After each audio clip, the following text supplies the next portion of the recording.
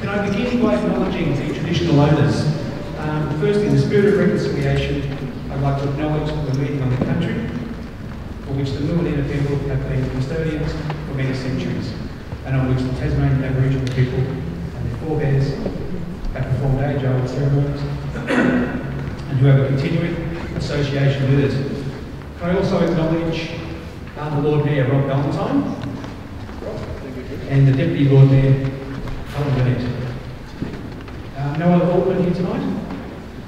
And I have apologies from Alderman Peter Sexton, Mary Massena from Property Council, Associate Professor Kate Crowley, Head of School of Government. Okay, well tonight's forum I hope will be very interesting and entertaining. So I'll just give you a quick rundown of how we're going to do it tonight. Feel free to ask questions throughout the evening, not yet though.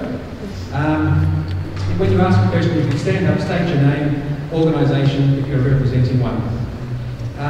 And specify who you're speaking to if you want to ask a specific question or a general question to all 5 people.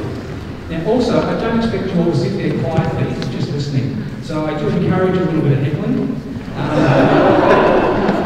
And vocalise, or clapping, and vocalise your thoughts as required until I give the direction otherwise.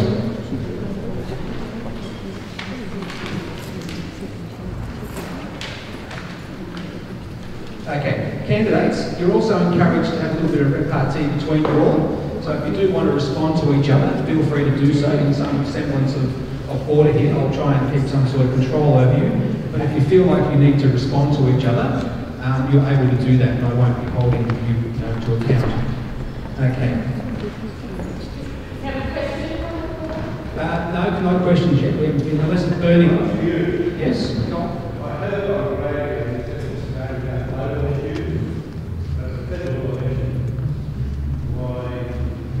Okay, local Denison related issues. Not local, but the electorate local. And it's not just about the electorate, but we're going to start off with questions about the electorate of Denison. Okay, is that clear? Thank you. Okay, could you test your microphones and see if they're working? Hello.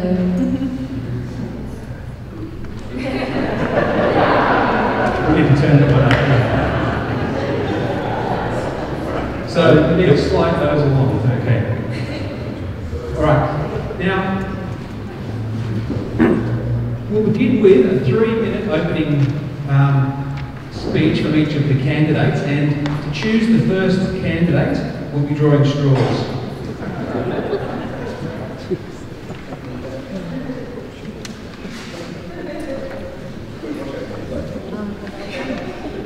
Okay.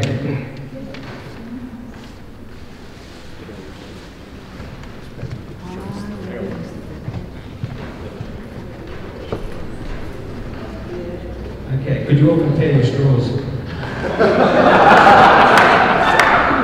Okay, it appears that Henry Wilkie has drawn the short straw. So you have 3 minutes to tell us your story. 3 minutes to tell us why we should vote for you. And I'll be timing. First of all, can I just say... Hang on, stopwatch here. I can't work. Before you start, I just want to say thanks for all the rest of us making service on.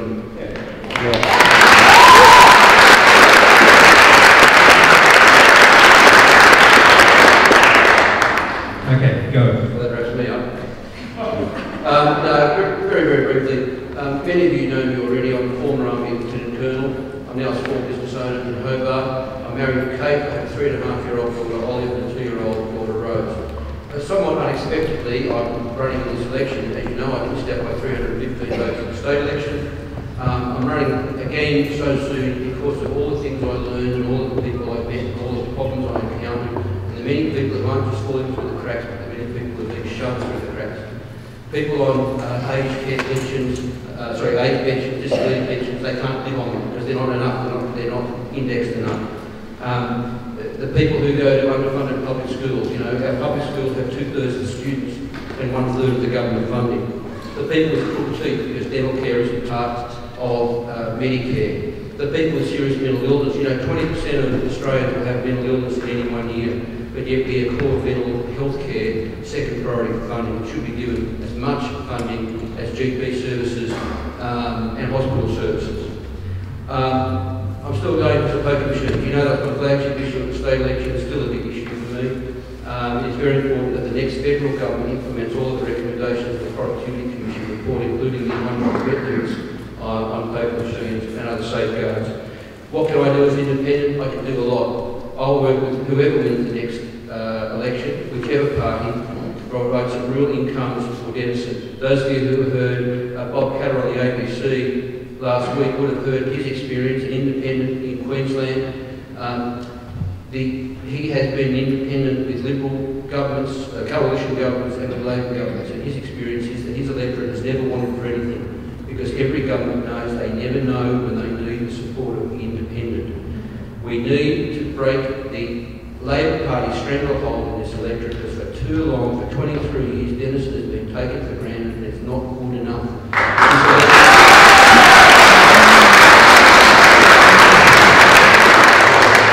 At this election, whoever you vote for, don't vote for Labor.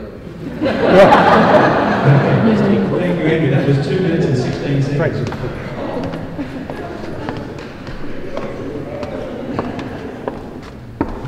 Okay, Cameron, you're next. 3 minutes. Thanks, Bill. Firstly, I'd echo Andy's comments on the raising security is fantastic, and also acknowledge the traditional owners. I would also like to acknowledge the traditional owners of this area. And the third point is, of course, today is Vietnam Veterans Day, and we attended, so both Andrew and I are ex-members of the 6th Battalion, which is where Battle Rock 10 was involved. To follow on from that, my name is Cameron Sinkers. I'm the Liberal Party candidate in this election. I'm a member of the Liberal Party, I'm a member of the Conservative Party, and there is a fundamental difference.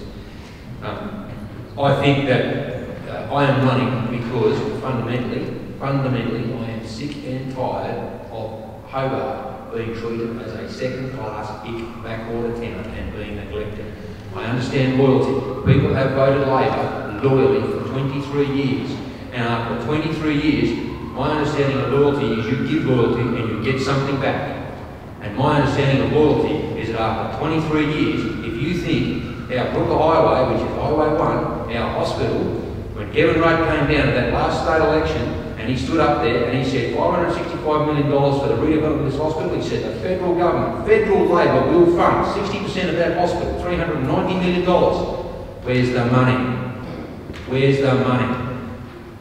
This time, ladies and gentlemen, exactly, we have been neglected, we have been left out, and I think the hard, cold, brutal reality is that you need to vote for somebody other than Labor, and if you vote anywhere else other than Liberal, it is an unpalatable subject to a lot of people, but the reality is a lot of people are going to have to vote for Liberal. Let us get marginal so we can get the money into this electorate, so we can have the roads and the hospitals and the schools that are enjoyed in the northern half of this state.